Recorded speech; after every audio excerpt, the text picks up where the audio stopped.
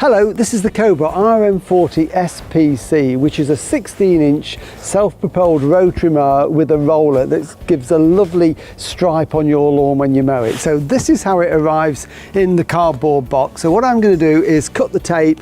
We can take everything out and I'll show you just how easy and fast it is to get it ready for mowing your lawn. Well, there it is, all unpacked from the cardboard box. All the protective wrappings and films have been taken off. So we've got the mower here. This is the 16-inch mower. The handlebars are all folded down, so we do need to do a little bit of assembly on that, which I'll show you in a second or two.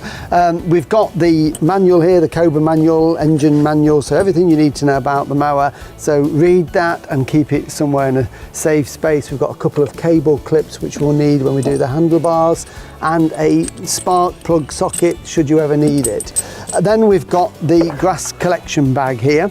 This is partly assembled, but we just need to finish it off. It's done like that for transit reasons, so we can just clip this rubber rim here onto this steel pole. Now, if it's cold when you're doing this, just a little tip is just to warm this through in your fingers, just to soften the rubber a little bit, just for a minute or two, and then it will make it so much easier to clip over there. Okay, so that clips into position like that, and then these two side pieces just clip from the inside. Just get your thumb in there and clip it again around that little bit of framework, and the same with this one. Just make sure that that opens up like that, and then clip it onto there. So that's really secure now. So that is finished, except for taking off these protective little plastic caps. I'm just going to twist those off, one there and one like that. Again, it's just to stop these ends doing any damage to the paintwork in transit. So I'm going to pop that onto the floor because we're finished with that for the time being. And then we can start to put together the handlebars. The only tool you're going to need to do this is you need to have a 13mm spanner. So nothing else that will do it. So what I'm going to do is just take this apart, but also on this we've got more protective caps. So again, to stop any damage, so they just simply slide off like that. And then what we can do is to lift the handlebar like this. And it's already partly put together, as you can see, and we've got the various cables that we need for throttles and levers and that type of thing. So what I'm going to do is now fold this and just put that there so it will support itself while I get ready for assembling, because these are the brackets where we're going to attach the handles to, and we've already got on these some nuts and bolts that have been put in at the factory. They're just finger tight, so I'm just going to take those off and put them there because we'll need them in just a minute or two to put it all back together. And then do the same on this side,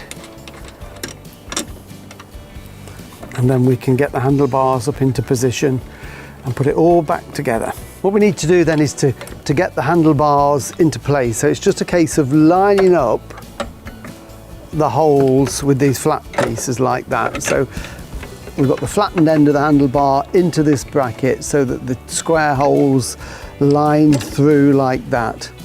And then we've got our little bolt that's got a square on the end, and that will slot through and hold it in place like that. And then I'm going to put a flat washer onto it, split washer, and the nut. And I'm just going to do it finger tight to start with.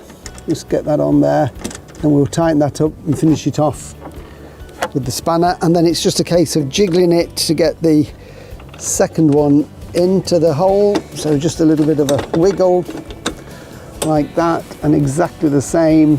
It's the flat washer, the little split washer, and the little hexagonal nut. And then it's just a case of, with your 13mm spanner, just tightening that up.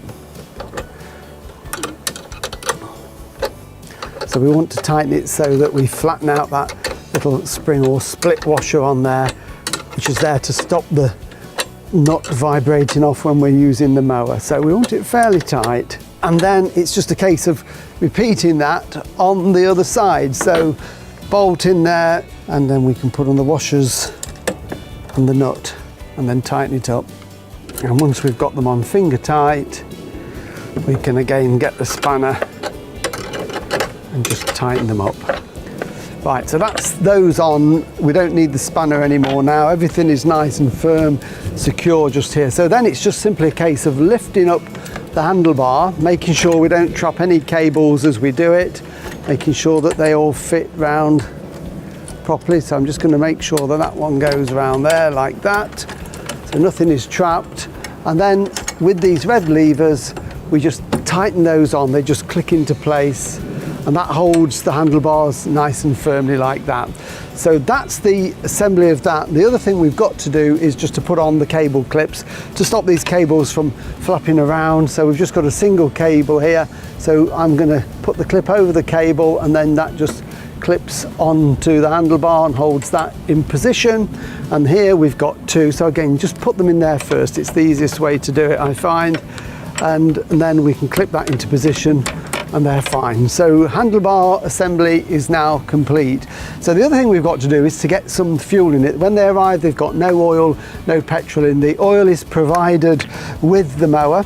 So what we need to do is to make sure we put the petrol in, and then we'll put the oil in the cap just down there. So I'm just going to take off the filler cap, and with the introduction of the new E10 petrol, it's really important that you use fresh petrol and don't leave it in the tank too long. And you can get a fuel stabilizer as well, just to make sure your mower runs nice and smoothly. So we're just going to pour some nice clean petrol into the tank.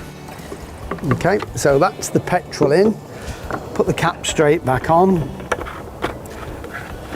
and then the other is oil. As I said, the oil is provided. You'll be sent a 0.6 of a litre 4-stroke engine oil for your mower, and this particular model here takes the whole of this. It takes 0.6 of a litre. So this is the oil filler cap just here, the yellow one. It's also the dipstick as well. So I'm just going to take that out, and just to make it a little bit easier to pour, though I think we can get in there, I think there's room to do it, but you can alter this if you want to, you can lift it, but that will go in there. So we need to put all of this in.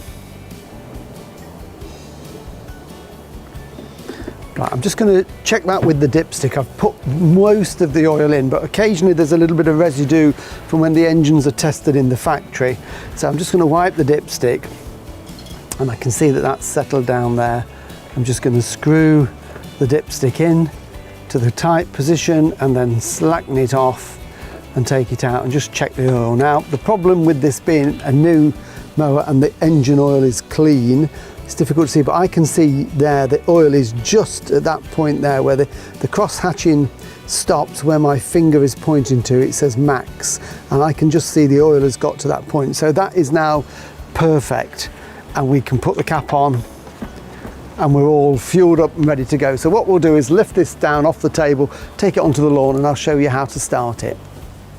First thing I want to do before we start it is to put on the grass collection box, and that goes on the back here. We can see if we open it up, that's the chute where the grass blows out. This is the rear roller, and it simply hooks on to those stainless steel springs like that, and the flap holds that neatly in place. We've got the height adjustment so we can raise and lower the cutting deck, and it's got 6 positions. When you get it out of the box, it will always be on the lowest, almost touching the ground. So we don't want to start the mower like that, because it's going to scalp the grass and put some strain on the engine. So we always lift it to a high position so there's plenty of airflow under there. Makes it much easier to start the engine. And then of course when the engine is running, you can put it down to the cutting height that you require. So we'll start with that high. Pull cord here. What we need to do with that is to hook it onto the little bracket on the handlebar. So there's a red lever on the handlebar here. If we pull that in, it just takes off some of the compression from the engine. We can pull it out just nice and slowly, and it just loops around that little bracket there, and holds it into place. So when we start the mower normally, we can do it from a standing position instead of having to bend down. To start the mower, we have to pull the red lever in, start the engine, and then the blades will be going around. And when we want to stop it, we just simply release it. So it's a really good safety feature. Release it and the mower stops. And then when the engine is running and we want to go forward, remember this is a self-propelled mower, so it powers itself. We push in the lever at the back and that propels the roller and takes the mower forward. And starting is very simple. We've got a lever here with a choke on it. So we pull it back into the choke position. As soon as the engine fires, we can push it off choke. There is no throttle, it automatically regulates the throttle revs on the mower. Let's start it up. So choke on, red lever back, pull this and away we go, and then I can self-propel forward. Now bear in mind, this is the first time this mower has been started from the factory, so you might need to pull it 2 or 3 times initially, but after that you should get it on the first one.